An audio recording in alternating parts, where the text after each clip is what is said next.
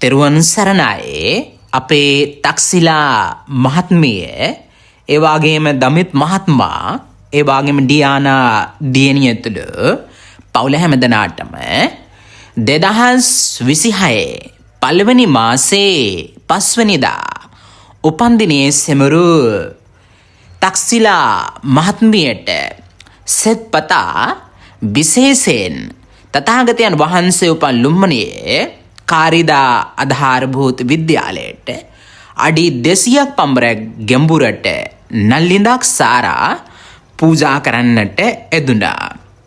ඉතින් මෙම ශ්‍රේෂ්ඨ පින්කම් සිද්ධ කළේ අපේ තක්සිලා මහත්මිය විසින් තමන්ගේ උපන්දිනයේ සෙමරීම නිමිත්තෙන්.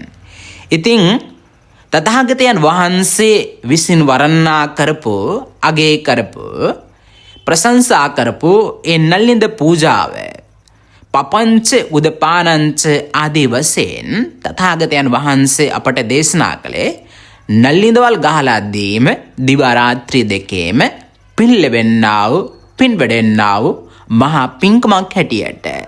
ඉතින් මේ මහා පින්කම අපේ තක්සිලා මහත්මිය විසින් තමන්ගේ උපන්දිනයේ දවසේ සිදු කරමින් තථාගතයන් වහන්සේ උපන් ලුම්බිනියේ සුවිශේෂී පින්කමක් තමන්ගේ උපන්දිනයේ දවසේ මේ ආකාරයෙන් සිද්ධ කරලා මහඟු ආශිර්වාදයන් ලබා ගත්තා.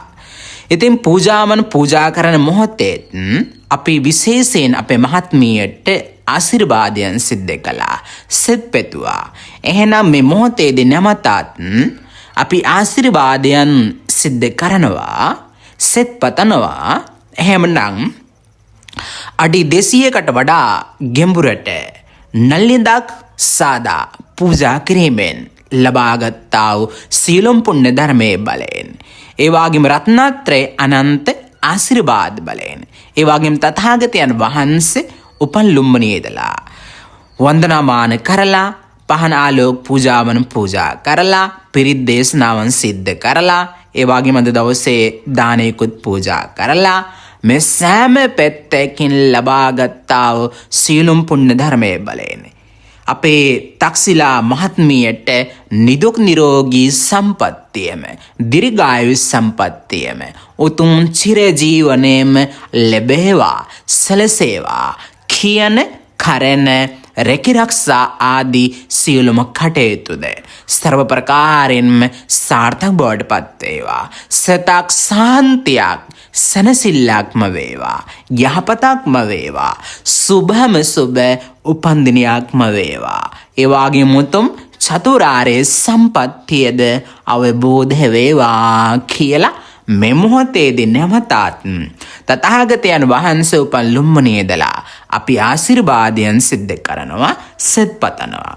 ඒ වගේම අපේ තක්සිලා මහත්මියගේ ආදරණීය ස්වාමි පුරුෂයාණන් වන දමිත් මහත්මයාණන්ටත්, ඒ වගේම දියණිය වන ඩියානා දියණියටත්, ඒ වගේම පවුල හැමදෙනාටත් හිත මිත්‍රාදීන්ටත් මේ සීලම් පුණ්‍ය ධර්මයන් එකසේ අනුමෝදන වේවා.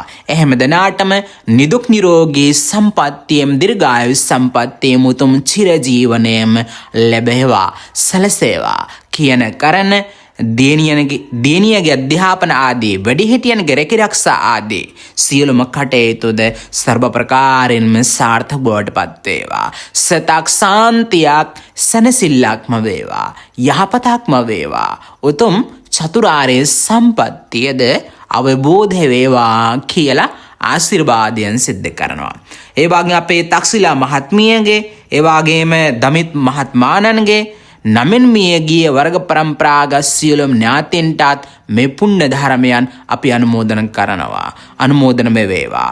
මේ පුණ්‍ය ධර්මයේ ලබාගෙන මියගියතෝ උතුම් අමා මහ නිවනින් සනසත්වා සසර ගමන සපුවත් කරගනිත්වා කියලත් මියගේ ඇත්තන්ටත් පින් දෙනවා. දෙවියන් සහිත ලෝවාසී සත්‍යයන්ටත් පින්වත් ඔබ අප හැමදෙනාටත් මේ ගුහෝරෝ භයානක සසරින් එතර වෙන්නටද උතුම් අමා මහ නිවනින් සනසෙන්නටද මේ සියලුම පුණ්‍ය ධර්මයේ ඒකාන්තෙන් හේතු වාසනා වේවා කියලා අපි නැවතත් ආශිර්වාදයන් සිද්ධ කරනවා.